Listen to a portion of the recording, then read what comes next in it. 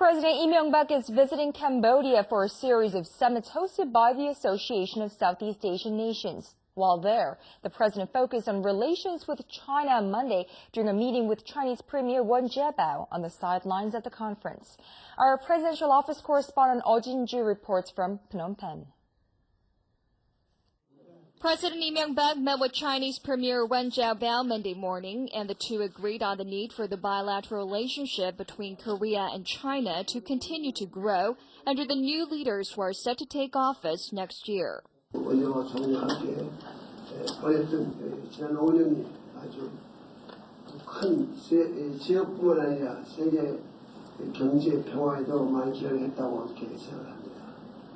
Premier Wen accused Japan of causing territorial disputes in the region as a result of the vestiges of its militarism, and in response, President Lee expressed concern that Japan's rightward shift could become a source of anxiety for neighboring countries. He also stressed that the issues should be resolved in a cordial and peaceful manner. The leaders of Korea, China, and Japan usually meet on the sidelines of the ASEAN+3 summit every year, but this year the meeting was canceled at the request of China.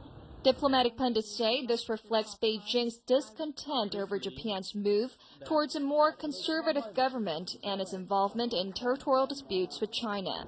With negotiations on a free trade agreement between the two nations having started earlier this year, the two sides also agreed to work toward achieving a target $300 billion in bilateral trade by the year 2015. Following the bilateral summit, President Lee attended the Korea-ASEAN Summit and the ASEAN+3 Summit to seek ways to strengthen cooperation in the region.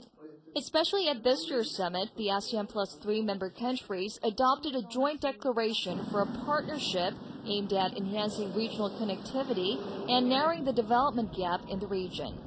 Instead of the three leaders, the trade ministers of Korea, China, and Japan are expected to announce the official opening of talks for a trilateral free trade agreement on Tuesday on the sidelines of the East Asia Summit. Oh Jin-ju, Arirang News, Phnom Penh.